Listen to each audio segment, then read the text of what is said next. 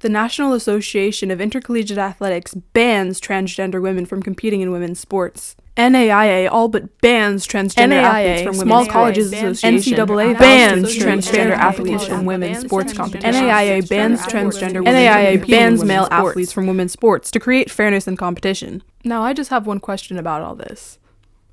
Is this supposed to be a bad thing?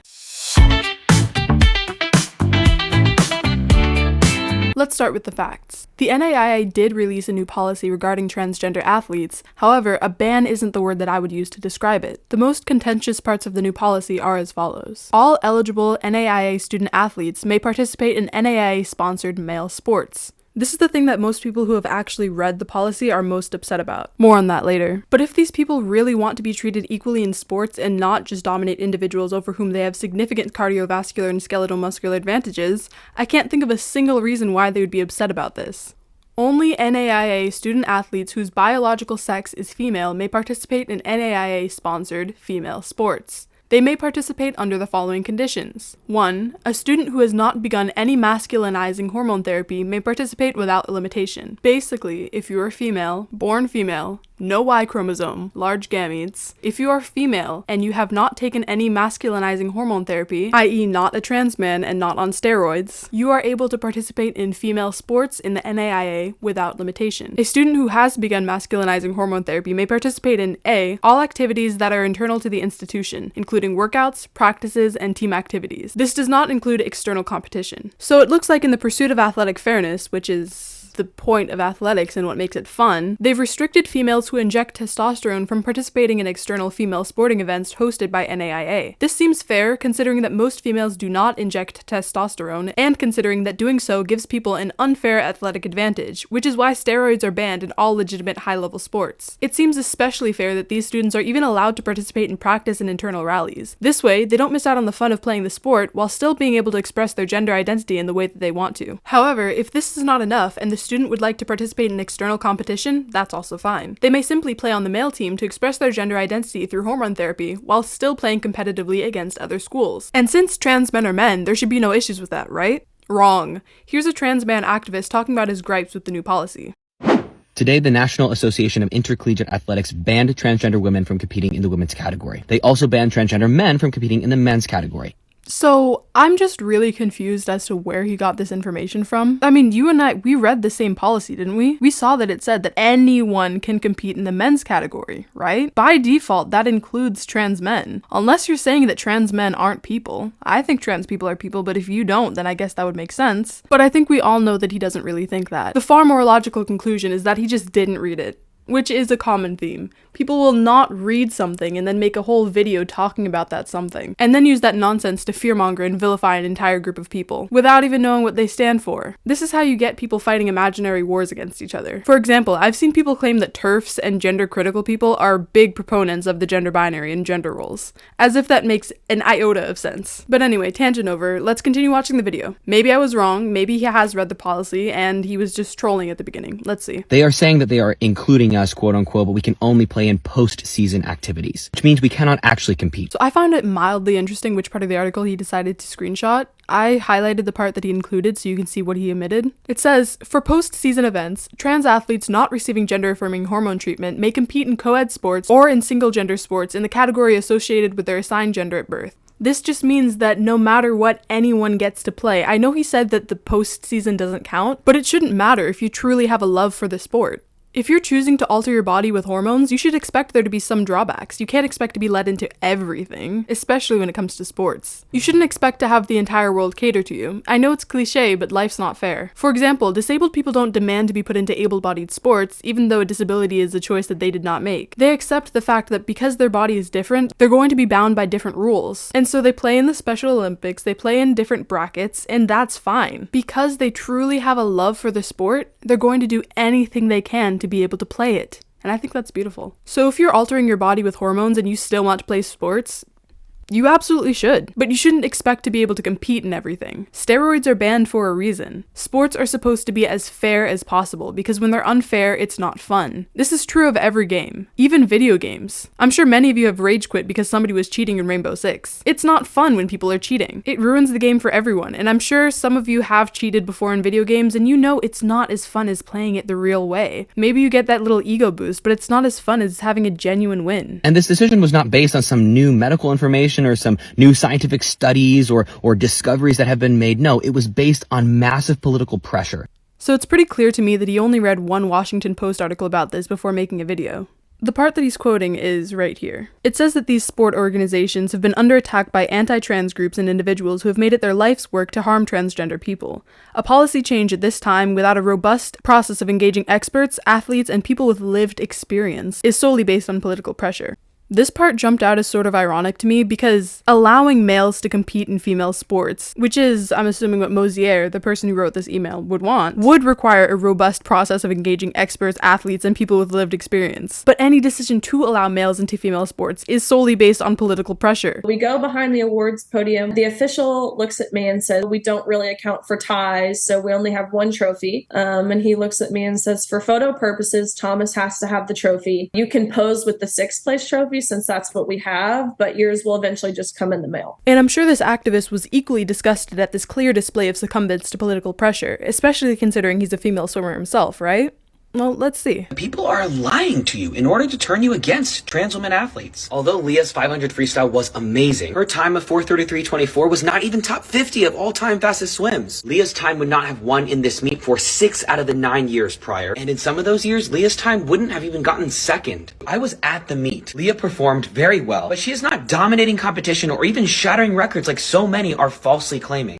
So, no. It looks like he completely disregarded the political pressure and lack of scientific proof, expert opinion, and lived experience that allowed Leah to compete in the first place. Never mind what Riley Gaines alleges happened behind the scenes to cause these photos to exist. You don't need to engage scientists and experts and athletes to know that males are not females, and that males have a biological advantage over females when it comes to sports. You don't need these people to tell you because they already have. The reason that we have the information that we do that causes us to create these distinctions, that causes Title IX to even exist, is because we know that this is what happens when you allow males to compete with females. The socio-political war that is currently being waged against trans people and specifically transgender athletes. But these types of bans specifically against transgender women in women's category sports are not just going to impact transgender women. These bans impact all athletes in the women's category. Because in order to exclude transgender women, you need to know which women are transgender. Males who claim to be women. And if I have any non-athletes watching, in order to be approved to play every year, you need to go to your doctor and get a physical every year. I'm sure doctors can tell what a male is and what a female is. There you go. There are those experts you were asking about. And this demands policing the entire women's category. At what point is a woman too fast, too strong, too good at her sport to then be accused of being transgender? What in the misogyny? A woman being good at her sport means she has to be male? Your misogyny is showing, dude. This hurts all women, and especially those already deemed not woman enough by some system of oppression. Black women, brown women. The constant comparison of black and brown women to men is never ending. There is no system of oppression doing this, dude. It is you.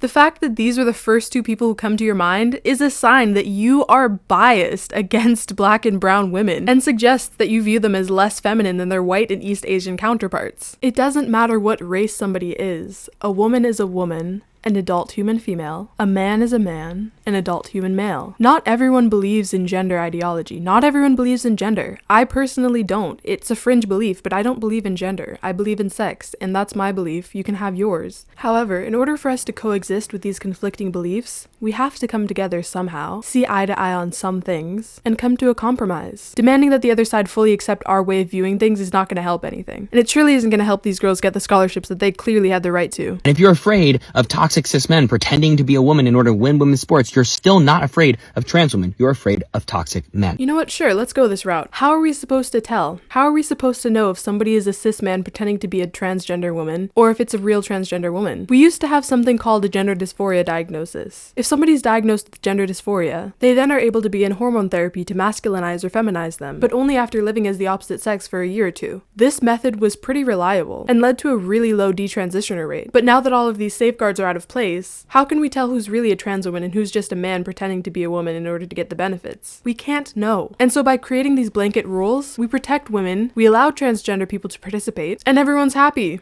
At least in theory. Seriously, the only people I can imagine being upset at this are the people who want to use their innate biological advantages to win scholarships that they don't deserve, to win trophies they don't deserve, to dominate women. And that's not fair. Athletics need to be fair. That's what makes them fun. But hey, let's listen to a trans woman talk about this, since lived experience is so important. According to these trifling folks, apparently anyone who has a biological sex of female at birth can participate in these sports. That's already in direct contrast to what the other activist said. Interesting. I mean, you and I know who's actually correct since we actually read the policy, but it's interesting to see how subjective facts can be to some people. And they're defining biological sex as having distinguished characteristics that can be supported by a birth certificate or a signed affidavit. In my opinion, that makes no sense.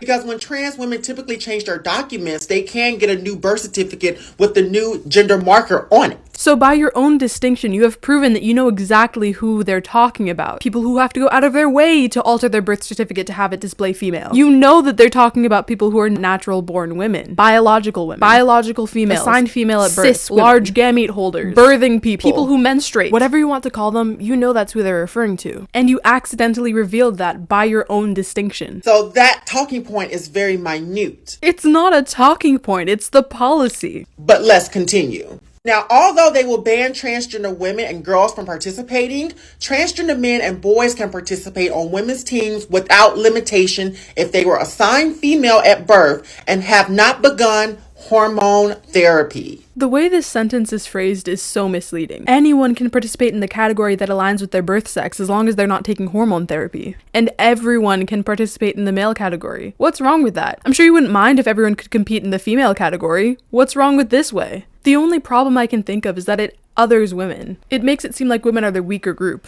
which I mean, it's sort of like saying push-ups versus girl push-ups. But it seems like most of the trans activists aren't too concerned about this. What the hell? So basically, y'all are trying to play the Prussian Olympics by banning trans women. Nope. And giving trans men a slight edge over trans women. Quite the opposite. By dehumanizing their experience to play on the women's team to be able to participate. Nope. Anyone can play on the men's team. Since last time I checked, trans men are still people, and so they can still play on the men's team. Hormone therapy or not. And as you can see, trans men in sports don't always get the same smoke as trans women in sports. I wonder why. But what's even more scary is, apparently the school or institution will also be required to inform the association's national office if their team has a transgender male student athlete who has begun hormone replacement. Wow, how scary. If a student begins taking testosterone, which is a performance-enhancing drug, they have to inform their school athletics office. Wow, how scary. Yeah, fairness is really scary, Blossom. I agree. Transphobia in sports affects all women. What will probably happen is more rigorous tests will have to be put out on women athletes to prove that they're not trans women. What, a birth certificate? An annual physical that they are already taking? These people don't play sports. I mean, the first guy does play sports, which is why I'm shocked.